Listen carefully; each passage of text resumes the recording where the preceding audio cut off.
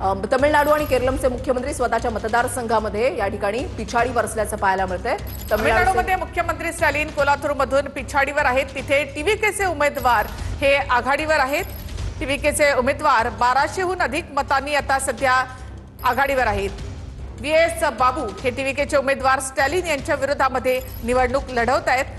टीव्हीकेचे उमेदवार व्हीएस बाबू यांच्यापेक्षा 1200हून अधिक मतांनी स्टॅलिन पिछाडीवर आहेत। तर पश्चिम बंगालमध्ये आकडेवारी आपण पाहूया। भाजपनं 182 पर्यंत मजल मारली आणि टीएमसी इथे 104 वर आहे। पश्चिम बंगालची आकडेवारी आपण या ठिकाणी पाहताय।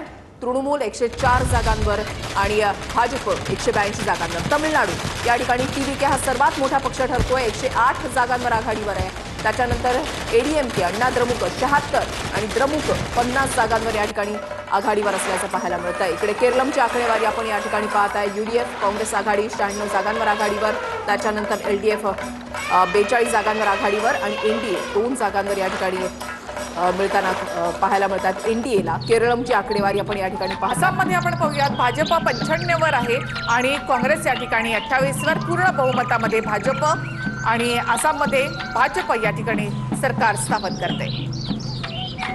ठिकठिकाणची आकडेवारी, ठिकठिकाणचे अपडेट्स आपण या ठिकाणी पाहताय। पुदुच्चेरी 30 जागा, केंद्रशासित प्रदेश या ठिकाणी भाजप ही 12 आणि काँग्रेस 2 जागांवर या ठिकाणी आघाडीवर असल्याचं या ठिकाणी पाहायला मिळतंय। पुदुच्चेरीमध्ये भाजप याआधी 16 जागांवर आघाडीवर होती, काँग्रेस आता 2 जागांवर या ठिकाणी आघाडीवर आहे। दिल्लीमध्ये भाजप मुख्यालयामध्ये संध्याकाळी विजयाचा जल्लोष होणार आहे, त्यासाठी 6:30 वाजता पंतप्रधान नरेंद्र मोदी भाजपच्या मुख्यालयामध्ये जाणार आहेत। ज्या ज्या वेळेला मोठमोठी राज्य हे भाजप जिंकतो त्या वेळेला दिल्लीमध्ये जल्लोष होतो। पुदुच्चेरीमध्ये ऑल इंडिया एनआर काँग्रेस 8 जागी आघाडीवर असल्याचं पाहायला मिळतंय। पुदुच्चेरीमध्ये भाजप 2, डीएमके 2, काँग्रेस 1 जागी आघाडीवर असल्याचं पाहायला मिळतंय। निवडणूक आयोगाच्या आकडेवारीनुसार पुदुच्चेरीमध्ये ऑल इंडिया एनआर काँग्रेस 8 जागांवर आघाडीवर आहे, भाजप 2 आणि डीएमके 2 जागांवर आघाडीवर आहे। तर पुदुच्चेरीची आकडेवारी आपण या ठिकाणी पाहतोय। पुदुच्चेरीची आकडेवारी आपण या ठिकाणी पाहताय।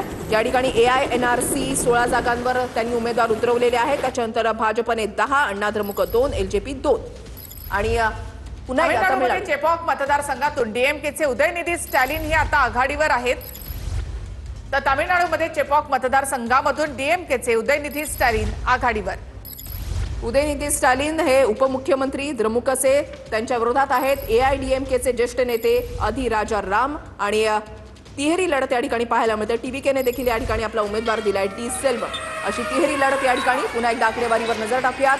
तमिळनाडूमध्ये जर आपण पाहिलं तर आतापर्यंत सत्तेमध्ये असलेला द्रमुक हा 3 नंबरवर फेकला गेलेला आहे, 50 जागांवर आघाडीवर। अण्णा द्रमुक 76 जागांवर आघाडीवर आणि त्यानंतर टीव्हीके जो पहिल्यांदाच निवडणूक लढवतोय, सुपरस्टार विजय यांचा पक्ष, तो 108 जागांवर आघाडीवर या ठिकाणी पाहायला मिळतोय। लबती विजय या ठिकाणी किंग ठरलेला आहे तामिळनाडूच्या राजकारणामध्ये। 108 जागांवर सध्या टीव्हीके, कुणीही कल्पना केली नसेल की टीव्हीके सारखा पक्ष या सत्तेमध्ये येईल तामिळनाडूमध्ये।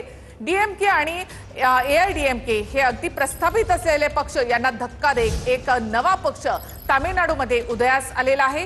तामिळनाडूचे मुख्यमंत्री पिछाडीवर आहेत, त्यांचे पुत्र उदयनिधी मात्र आघाडीवर आहेत। एमके स्टॅलिन 5,500 सध्या कोल्हापूरमधून पिछाडीवर आहेत।